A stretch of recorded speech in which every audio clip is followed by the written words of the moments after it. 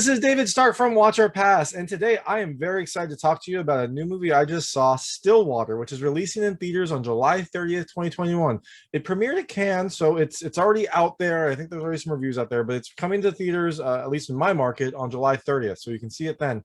It is a surprising film. I didn't watch any of the trailers or read anything about it before I saw it, so I kind of came in, with a blank canvas and just was really surprised by how everything that this film did and how much it did right. So, the film stars Matt Damon, Abigail Breslin, Camille Cottin, and I'm gonna butcher this, Lilou Siauvaud, something like that. Lilou Siauvaud. So it's kind of a small cast for this really, well put together, well crafted character drama slash thriller slash romantic comedy. Let me just say at the outset, I really enjoyed not knowing anything about this film when I was watching it. So if you are interested in watching this movie and kind of want to go in without any sort of notion about what's going on, I would recommend stopping this video and watching it, going to see the film and then coming back after, because it's really interesting if you don't know anything about the story. Like, I had zero understanding of the story when I went in, and it was a really fantastic experience to kind of learn as the movie was going. So I'm going to give you that warning now. I'm also going to say that this review is going to have some spoilers about the film and about the story, because I'm going to talk about elements of the film, and I'm also going to go into the ending. So stop now if you don't want to know anything about it. Go watch the movie, then come back after. It's a phenomenal experience. It's really, really interesting if you don't know anything about it, because the film doesn't tell you much. It kind of reveals things as it's going, as the story is progressing. Which I loved. I really loved that kind of mystery about it, and you'll find out later. So all that being said, I'm going to talk a little bit about the film, and then I'm going to talk about three things I liked, three things, well, actually in this case only two things I didn't like, but there really isn't that much. I really, really enjoyed this film, and then I'm going to talk a little bit about the ending. So the film is Stillwater. It's loosely based on the Amanda Knox case, which I believe Amanda Knox was a student from Tennessee who was studied abroad in Italy, and while she was there, her roommate was killed, and she was instantly, the prime suspect. She was thrown in jail. I believe she was convicted, but her conviction went up through the Italian court system. I think it went up and then went back down and then went up again, and she was finally, exonerated of the crime, years later. And she always maintained, I believe, that some other person had broken into her apartment and killed her roommate and framed her. So it kind of got a lot of international attention when it happened, because you had this American student studying abroad. It's a female murdering, potentially murdering a roommate, which is kind of an unusual situation. And so it had and then also this American student in Italian courts, in the Italian justice system, and kind of the tension there. So it was a really big story when it came out, and so that loosely inspired this film, where you have Matt Damon, who plays a kind of roughneck is how he's described in the film. He's just kind of like he's an oil worker. He doesn't really have much desire to break out of his shell. He's kind of set in his ways. But his daughter is in prison in France, in Marseille. And so, the film starts off with Matt Damon, finishing up on his oil rig, driving to the airport, flying to Marseille, and kind of checking into Marseille. And you get hints that he's been there before, because I think his passport, he's been stamped a bunch of times. So you're wondering, okay, so is he doing a job out here? And then when he gets to the hotel, they're like, oh, good to see you, Mr. Baker, I think is his last name. I think his name is Bill Baker. And so, you get these hints that he's been there before, but they don't really tell you what's going on. And then you find out that his daughter, who's played by Abigail Breslin, is in prison in Marseille. And so he goes to visit her, brings her some clothes, brings her some, letters and things like that. And you slowly learn more about what happened, why his daughter's there, and their frayed relationship, and the things that happened in the past that have caused this kind of rupture in their family. And it's really, really well done. Okay, so let me go into things I liked about this film. The first thing I really liked is Matt Damon and the entire cast, but mostly Matt Damon, because he does an amazing job, as this, Oklahoma oil driller. His whole demeanor changes, his kind of his personality changes.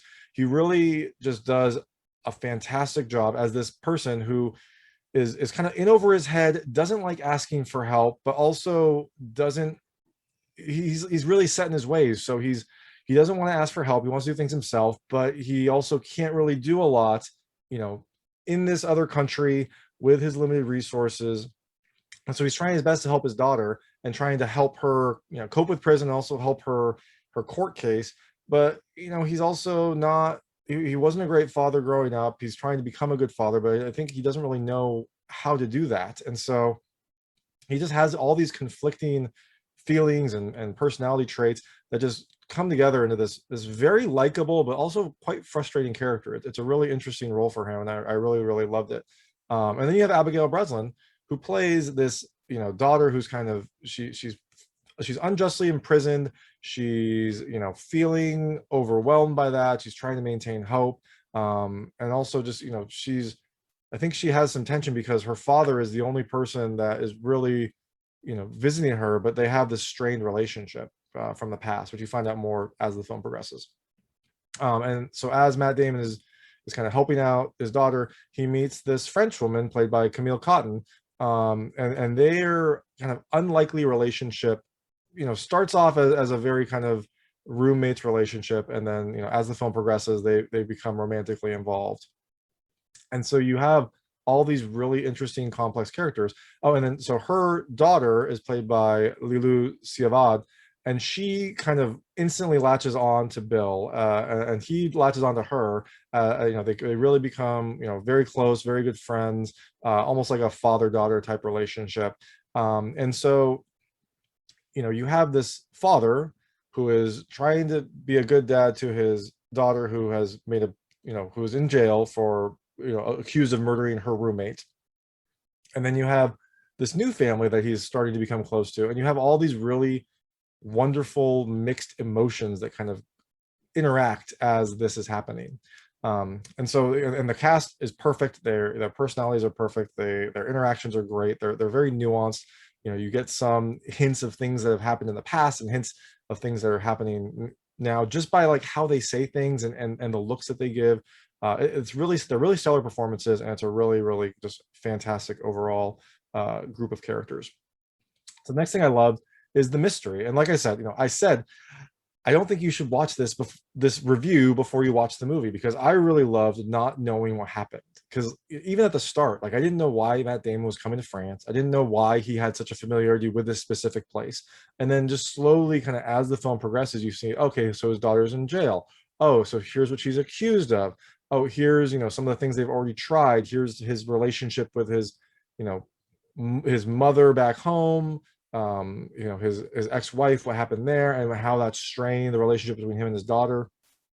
And it really really slowly introduces information into this film. And the film is a long one. It's 2 hours and 20 minutes, 140 minutes long, and you are learning things throughout this movie. You know, big revelations happen throughout this movie, and I really loved that kind of like drip feed, and the fact that I didn't really know it was happening, you know, as the movie was progressing. You just kind of were able to experience it and learn more, and still be surprised as the film goes on. And there's some big revelations that happen towards the end. Even when you think that you have the story figured out, you get some new revelations at the end, which again, it's a really well done film. It's a really fun, it's a really interesting experience, and a really really emotional experience.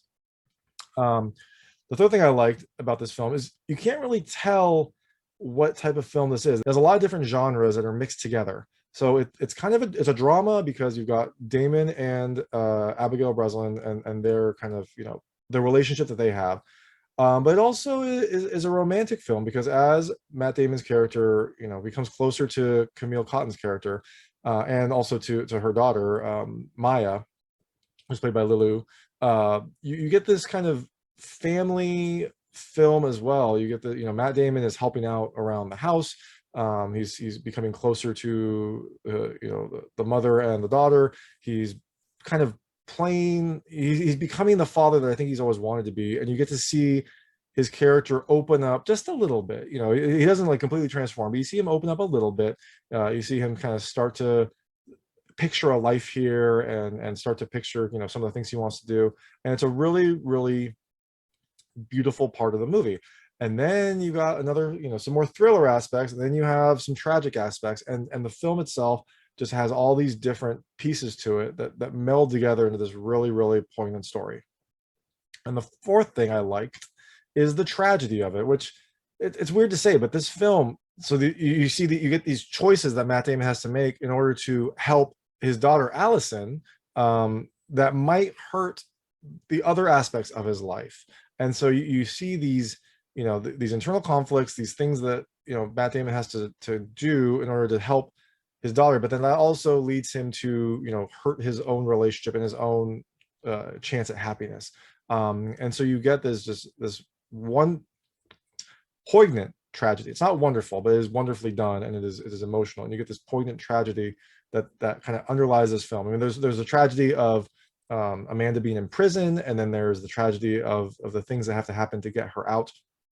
And in it, you also have this interesting tension between, like the French legal system, which, is, at least in Matt Damon's mind, is not doing enough to kind of move the case along, and is kind of, it doesn't believe the evidence that Matt Damon is bringing to them. And then you got Matt Damon trying to fight against that and trying to use, trying to do what he can, but he also doesn't have all these, he doesn't have a lot of resources to get the things he needs to get done. So he kind of has to do a lot on his own. And so, again, that's another piece of this tragedy, is you've got his daughter in prison, and he believes she's innocent. He's trying to do everything he can to fix that. And the whole, system is just not interested in helping her. And so this all is a very, poignant emotional journey that makes this film such an interesting film to watch. So, I mean, there really isn't much I didn't like about this movie. If I had to choose something, I guess the pace of the movie does slow down a little bit, but I liked it. I liked all the different genres that you get, and the way that the film kind of morphs throughout. It's a slowly paced film, and information is revealed to you, at a very, very drip feed kind of pace. And so, that might be frustrating to some people. I liked it. I liked not knowing, but I could see that being frustrating. And the movie itself is fairly long. So the fact that this is, you get so little, you get things in little increments, can make the film feel a little bit long, but I didn't mind it. And then the other thing I guess I didn't love, but I also did kind of love, is the ending, which I'm going to get into now. I'm going to get into some of the ending discussions. So in the end of this film, so Amanda always maintains that this person, I think his name is Akeem.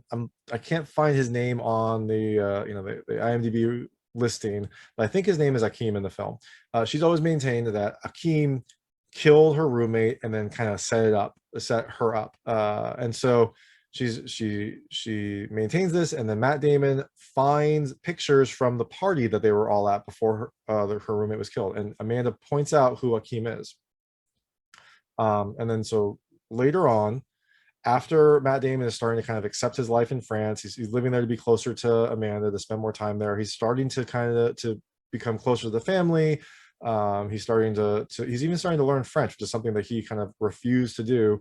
He's starting to learn French, just a few phrases here and there, and he's really starting to build a life, and a happy life, for himself. He is taking the daughter Maya to a soccer game, and when he's there, he sees Akeem, and so he follows him with the daughter. Doesn't really tell her what's going on, but he kind of follows him and kind of surveils. And later, when he's alone, Matt Damon's character kidnaps Akeem and brings him back to the apartment. And he does this while Maya is asleep in the truck. So she's there. She's put kind of in danger. She's kind of involved in this plot, but she doesn't know anything. But he kidnaps him, Akeem, and then brings him to their apartment where they live, and he stashes him in the basement, and no one goes down in the basement. It's kind of a maintenance area. Matt Damon's character is kind of maintaining the apartment, and so no one goes down there. So it's a perfect place to stash someone. Side note, don't do this. It's very illegal. Do not kidnap people and stash them in basements. But if you were going to, this would be the perfect place to do it. And so while he's there, he takes some hair from Akeem in order to do a DNA test, because there was DNA found in Amanda's apartment that was not matched anywhere, and they could never figure out who this was. So he takes some hair to do a DNA test. And fast forward, you find out that the person that Matt Damon gave the DNA to, it was a retired police officer, kind of put that into the record somehow. He somehow kind of got this into the record. So the DNA matched. But in doing this, I think he sold out Matt Damon's character, because the police come to try to find Akeem. And they search the apartment, they search the basement, but he's not there. And Matt Damon is perplexed. He doesn't know what's going on. It turns out that I think the mom, Camille, went down there, saw him, kind of figured out what was going on because she was helping with the investigation. She kind of, I think she knew who he was. Like, she had seen his picture. So she let him go because she knew how much trouble he'd be in. And Maya also knew that there was someone there, although she didn't, I don't think she talked to him, but she knew that there was someone there. And so she, I think, also mentioned it to the mom. So essentially what happens is, because Matt Damon is vigorously pursuing his daughter's release, he's putting this family in jeopardy, and they could be in serious trouble because, you know, they would be accomplices. And so he's putting this family at risk in order to help his daughter. And when the police come, they don't find anything, but that just kind of severs this family relationship. You know, she understandably gets very mad at him. She kicks him out. He says goodbye to the daughter because, you know, he's essentially just broken this relationship that he spent so much time building up in order to save his other daughter. So he leaves, he goes back to the hotel, and then you find out late, you know, a few days later, a month later, that the police found this new evidence. They're going to open up the investigation. And, you know, fast forward a little bit in the film, it fast forwards, Amanda gets released.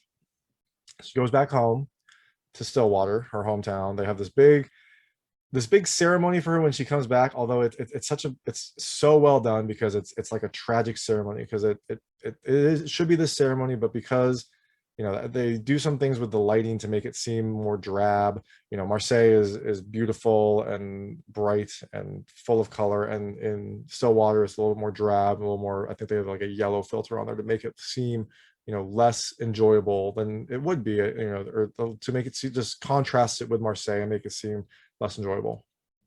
So she comes back, and what happened earlier is that when Matt Damon's character was interrogating Akeem, Akeem says Stillwater.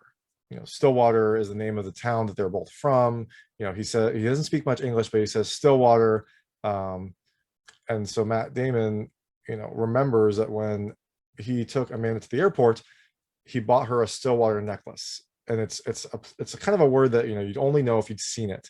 And so that makes him suspicious of Amanda, that maybe there was some involvement, because, you know, she said that, you know, he's the one that killed, he broke in, he followed her home or something. But the fact that he could read her necklace means that there was, you know, something more than just like a casual encounter or some, you know, some sort of like, you know, random bar meeting that didn't actually happen. And so he confronts her after they're back, you know, after they've relocated back to Stillwater. You know, he can't go back to Marseille because he's kind of ruined that relationship. He's back home. He's working the job that he used to work. He's kind of living that life. And he confronts her. And that's when you find out that Amanda and her roommate, you know, earlier that they had a relationship, but they had been fighting. I think her roommate was seeing other people, and so that was causing tension. And so Amanda paid Akeem to get her roommate out of the house, like just to kick her out. She wanted her gone. And so she gave him the Stillwater necklace, and that's where he knew Stillwater. I guess we don't really find out why. You know, maybe things got heated. He was trying to kick her out and she was fighting, who knows, but he ends up stabbing her. But Amanda's the one that kind of set that all in motion. She said that she didn't want her killed, but you don't know. Like, Amanda has been a pretty good liar throughout this. There are some hints early on, like some of the things that she says and some of the expressions that she has makes you think that maybe she knows a little more, and maybe it's a little darker. But you don't know, and so you're left with this film, this ending that is kind of a happy ending because Matt Damon and his daughter are back. You know, his daughter's free. They're back in America. They had this warm homecoming. They're back to their lives. But it's such a bittersweet ending because they had, France is where Amanda wanted to be, but now she can't really go back because she's kind of infamous there, I would imagine. And Matt Damon can't go back because there's really nothing there. The only thing keeping him in France was Amanda and this other family that he was becoming, close to and building a life with. And now they're both gone, and so he can't go back there where he was actually pretty happy. It looked like he was becoming pretty happy. Before that, he seemed to just, kind of be going through life without much, you know, much to look forward to. It seemed like he was just kind of stuck in a rut. And so you have this presumably happy ending that is so tragic and so mixed. And it's such a phenomenal way to end this film. And I think it's something that you all should see. I loved it. I don't think I would change anything about this film or this ending because it was such a well done experience, and it was such a, kind of a shocking experience. But that's Stillwater. It's being released. It's already premiered in Cannes. It's being released July 30th, 2021. You can check it out in theaters. It's a phenomenal movie. It's 2 hours and 20 minutes. Hey, you'll get your money's worth as well. And it's also just a fantastic film. So I would definitely watch it. And thank you so much for watching. If you liked this review, please like and subscribe to this channel. It helps me out a lot. Make sure all my new content goes straight to you. And thank you.